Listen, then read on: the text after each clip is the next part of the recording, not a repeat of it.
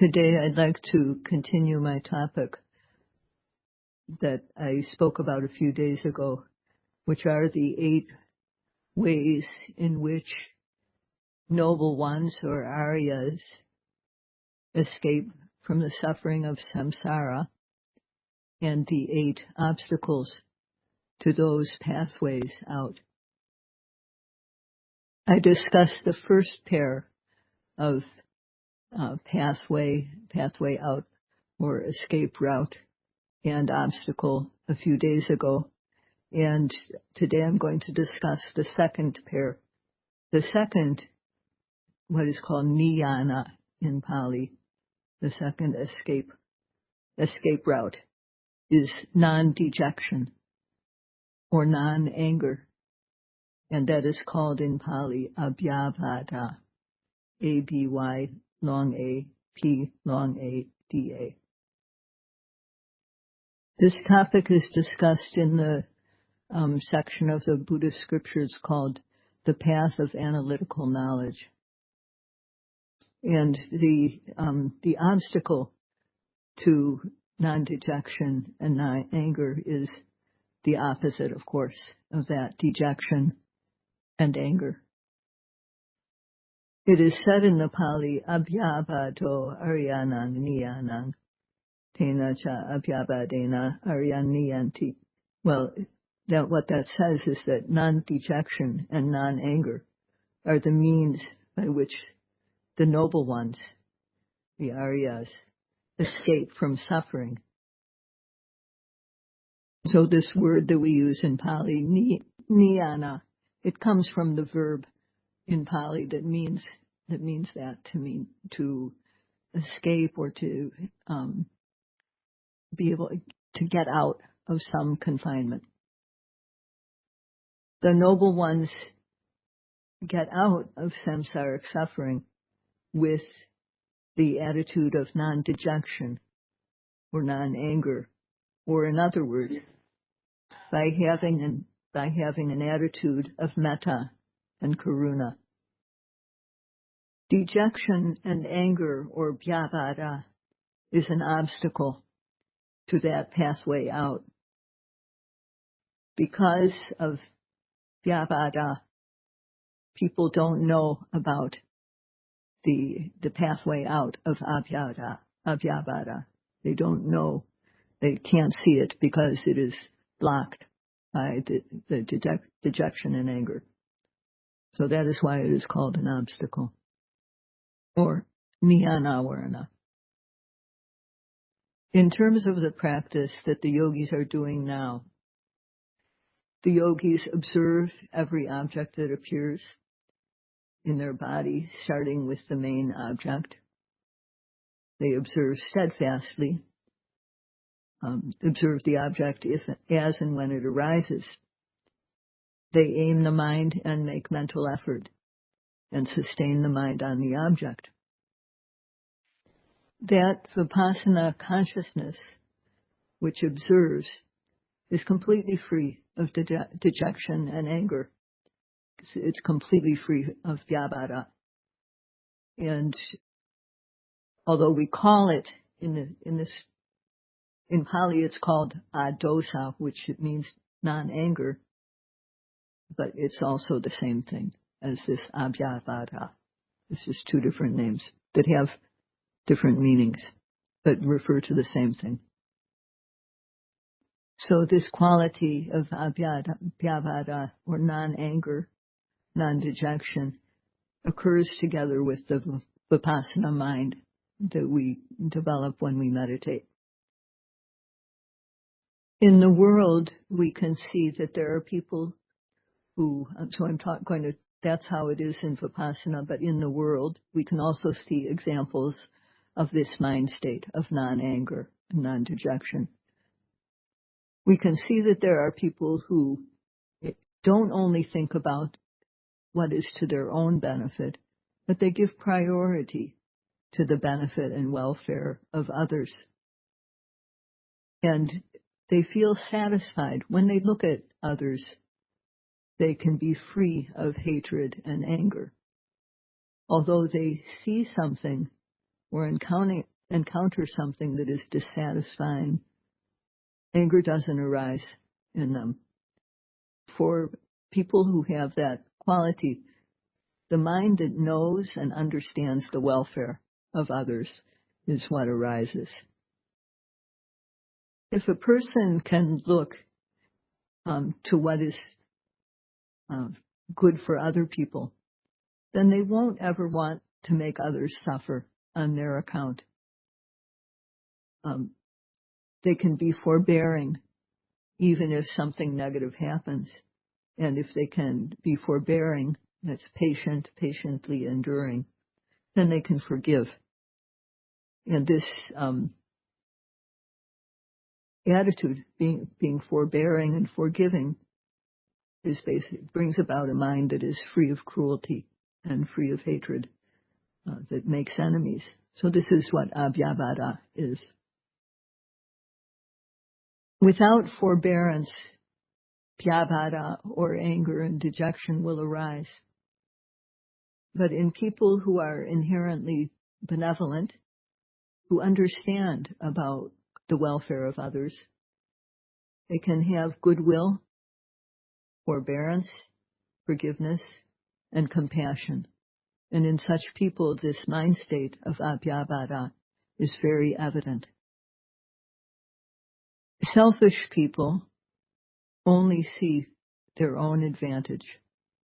And with that sort of attitude, forbearance and forgiveness don't arise. It doesn't occur to them to be forbearing or forgiving. And therefore, they're very quick to react. And without any forbearance or ability to forgive, then they resort very quickly to violent assaults. And people like that are very difficult to live with.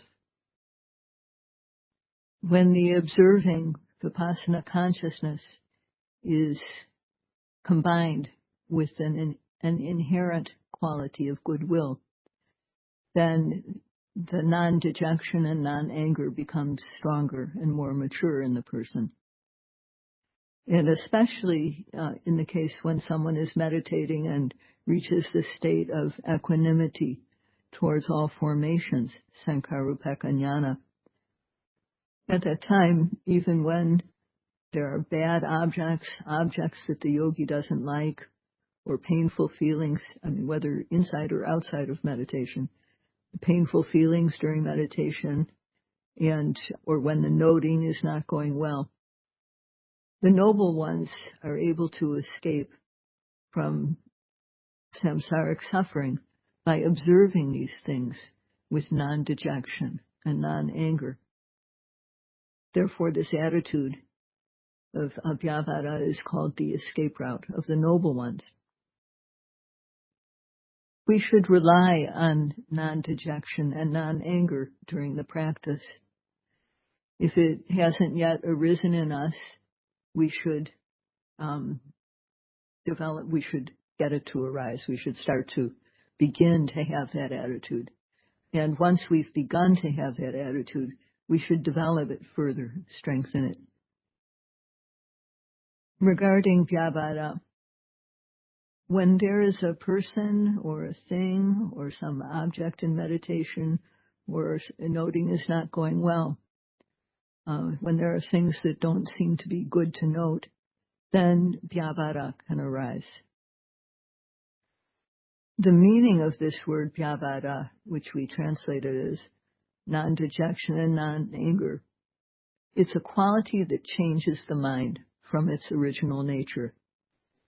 The original nature of the mind is to have goodwill, to have loving kindness for wanting others' welfare, or at least the absence of anger. So it may be, we maybe see a person or a thing that we don't like. It may be in meditation or not, or it may be when painful feelings arise in meditation. It can come to our mind, not that. Do I have to put up with that? That dissatisfaction. And that is Vyavada. At that time, the mind gets spoiled. It gets like it's fermented. And if we don't correct that tendency, something that when you add vinegar to something, it can become fermented. That's one way of making things sour, to add vinegar. So if a person doesn't correct that mind for the mind to become sour, but keeps on drinking vinegar, as you might say, they won't have any ability to be forbearing or forgiving. And when we're making something fermented or soured, this was described to me by a Burmese person, so I'm not sure exactly what the type of food is called. But if you stir the vat of that fermenting thing, the smell of the vinegar comes out. The smell of the sourness comes out. And it's like that for the person who keeps on having this attitude of letting the mind be dissatisfied with things that they don't like. It's like being poked, and then the vinegar leaks out and there's a bad smell. So this is what it can be for a person who has a lot of anger. Their mind gets spoiled or soured in this way. If a person has that tendency to have a sour, spoiled mind, and they don't correct it, or they don't look for a way to fix it, or they may have a way to fix it, but they don't use the method enough to actually correct the problem, then that sour mind will affect the body. Especially it affects the blood, and it makes the blood more cloudy and coagulated. This makes the blood circulation poor, and with poor blood circulation, we can get high blood pressure, heart disease, tension, and some people can even die suddenly. Therefore, this quality of anger and dejection is really very frightening. And even if a person doesn't die, if they do not correct the problem in time, if every time they encounter a person, an object, situation that they don't like, then that type of mind will arise, that sour, angry mind will arise. If that happens a lot, then a person gives in to the anger, and there can be transgressions verbally, physically, and even it can go to the level of physical assault. And further, a person can go mad. I mean, we talk about somebody being mad with rage, and this is described as a mental disease. When someone always has an angry reaction, no matter what, whatever, with no cause whatsoever, a person can always be angry. And that's described in the Pali as a mental disease type of being mad with anger. Vyabhara is called an obstacle to escape, to the escape route, because when it arises, a person doesn't know about non-anger. They don't know about non-dejection. They can't make it happen in themselves because Vyabhara is preventing them.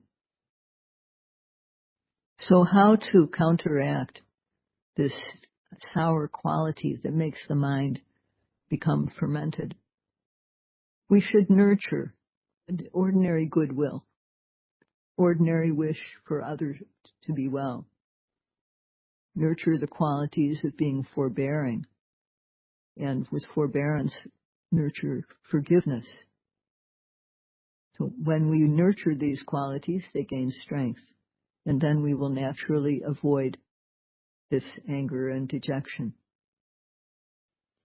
And especially we can develop metta by wishing, may others be happy, may they be free of danger, may they be free of enmity. And when this attitude gains strength, we'll be able to avoid anger and dejection, Vyabhara. Satipatthana yogis, that is, yogis like us, they always try to observe the presently arising object within themselves, trying to develop Vipassana knowledge. And when they meditate, they gain energy and are able to overcome they're able to overcome the tendency to get angry. When they encounter a detestable person or thing, the mind, when it is mature, through satipatthana, development of knowledge, then their metta is not destroyed. So they can automatically endure and forgive. So satipatthana too is a way to remove vyabhara. And if it arises, we can dispel it by noting it. If anger or dejection arises, we have to note it as soon as it arises. If we just let it be as it is, if we don't know the method of meditation or we don't know how to dispel it, this is like letting it grow, giving it permission to run free. And in that case, it makes a defect in our life. It's like when a house has one place that needs repair. There's something, it needs to be fixed in the house. If we just fold our arms and look at it, it won't become fixed. It won't be fixed on its own. So we have to fix the place quickly. And when we fix it, then it's back to being in good condition. But if we leave it unfixed, then beginning from the initial place that it was in disrepair, a house can gradually fall apart. Gradually, one thing leads to another, as you know, like a leak in the roof damages the floor, it can damage the walls, and so on. So one thing leads to the next until a house can become completely unlivable. So in this, it's the same for us. When there's a personal defect that becomes apparent, like a tendency to be angry, it's something that we should fix quickly. And we can use the methods that have been described above. You know, if we don't correct it, but we just look idly, don't do anything at all, then it is sure to lead to destruction in our lives. Human beings don't live in isolation. We're a social being, and we live in groups.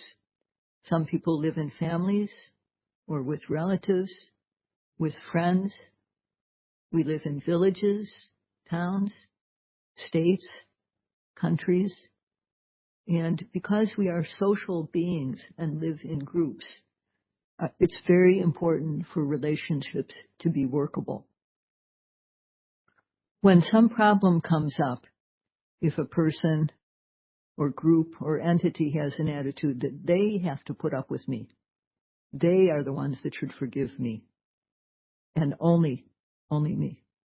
That attitude is not a good one, considering that we have to relate to each other in a workable way. On the other hand, the way a good person behaves is they want what is only to others' welfare. They can be patient, they can be forgiving, and even when this attitude is nurtured in just an ordinary way, a person can be very free. A person can be very free of dejection and anger. So how does anger in the mind affect the body? When we are angry at someone, or we imagine getting angry and arguing with somebody in our mind, just as the mind is unhappy, the body is also unhappy. And this uncomfortable feeling in the body is dukkha vedana, or unpleasant feeling.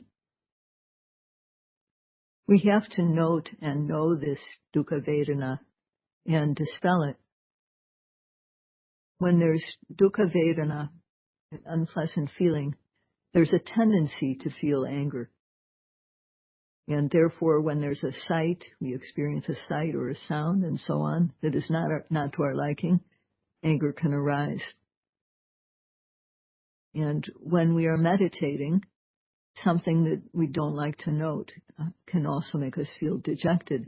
So all these are forms of vyabhara, dejection and anger. And if it arises, we should note it and dispel it. So if it arises, we have to note it and dispel it. Note it and return to what we were noting before, and note firmly. Note that object firmly.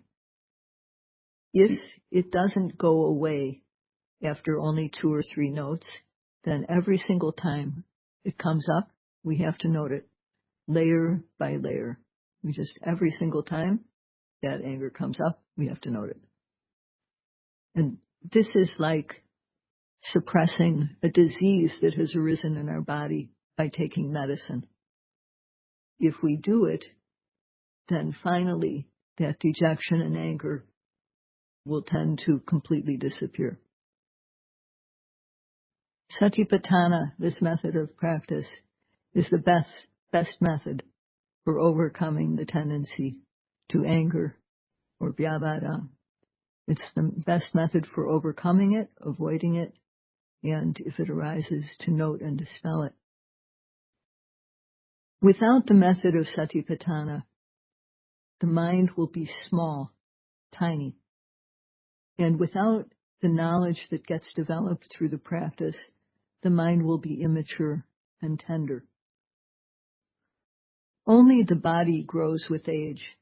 The mind, if we don't do anything to improve it through meditation, it will be small, scrawny, tender, and immature. It will be just the way it was when we were first born. Things that are small tend to get bullied because those small things don't have any strength. They're weak. And it's like that with the mind. If there's no development of knowledge, then anger and other bullies can get the upper hand over a person in our lives and throughout the samsaric existence. The mind that hasn't been developed is like a tender sapling. It doesn't have any stamina.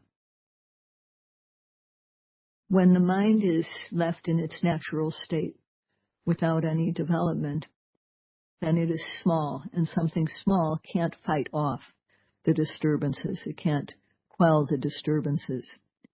And it will be immature, therefore it won't be able to withstand the damage that disturbing things do. A tender sapling, if it's sometimes touched or hit, it can be easily ruined and destroyed. And it's like that with the mind. If the mind is not sufficiently developed, it won't be enlarged, it won't be mature. So when it meets with desirable objects, there will be an immediate response of liking and greed.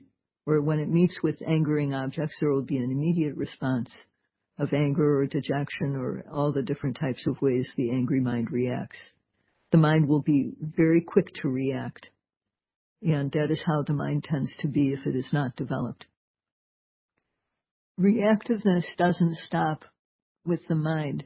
Sometimes there will be verbal or physical transgressions because of the inability of the mind to withstand what it experiences. The practice of Satipatthana adds energies to the mind, and if we develop them, the mind can overcome the disturbances. And when knowledge is developed, the mind becomes mature so that it has stamina. And this is what the Buddha guaranteed in preaching the Satipatthana Sutta.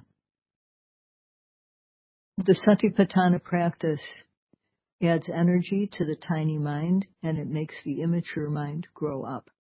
So how does this happen? When we aim the mind, the aiming factor makes the mind connect with every arising object, beginning with the rising and the falling. And when there is accurate aim, the mind doesn't slip off the object. It's connecting with the object.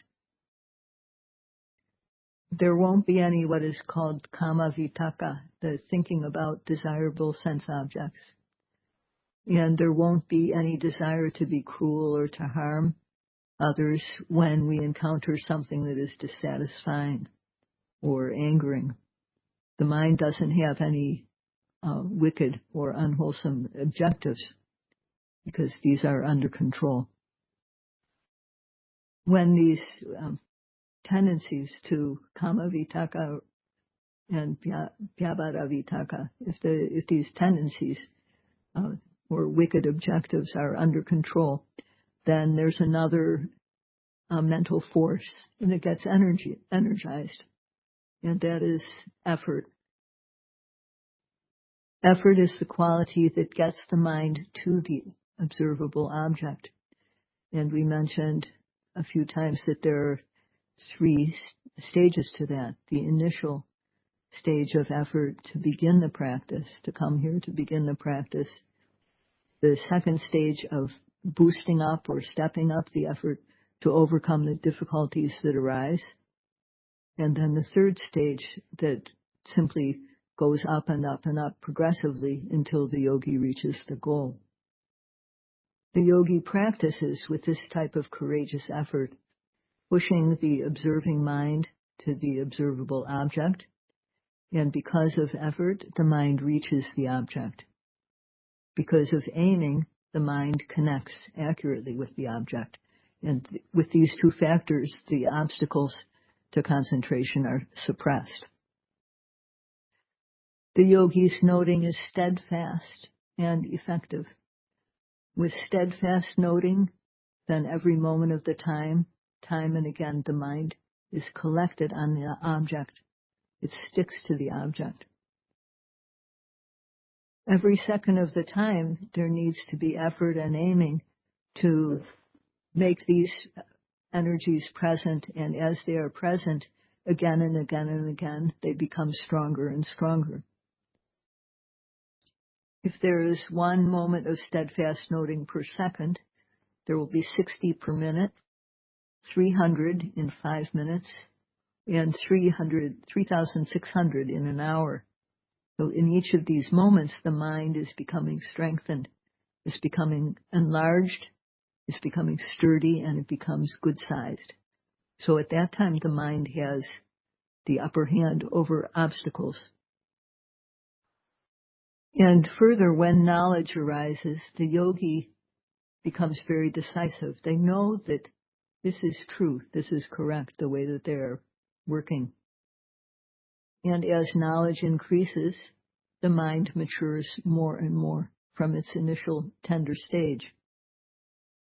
The mature mind has the power to resist. It has enduring power in all ways. It can endure heat, cold, insults without reacting, with being virtually unreactive. And any reaction that does arise, the yogi can quickly get under control. Therefore, the mind becomes very cool, peaceful, and calm. So that is how the tender mind becomes mature. When the mind has a lot of resistance power or stamina, then when something detestable arises, there won't be any reaction of harshness or anger. And when something desirable arises, there won't be any happiness or craving. And this is when the mind is balanced towards the phenomena. And at that time, the mind's power of resistance is very good. Its ability to defend is very good. If mental powers do not arise, then ability will not arise either. But if mental powers do arise, then ability will also arise. So I'm going to talk about the mental powers specifically and their abilities, just to highlight what you've already heard. The power of aiming gives the ability of the mind not to slip off to inappropriate objects.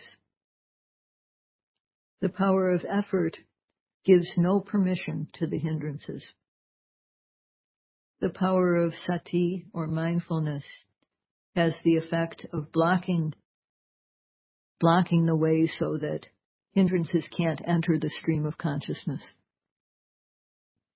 Samadhi, or concentration, unifies the mind so that there is no restlessness.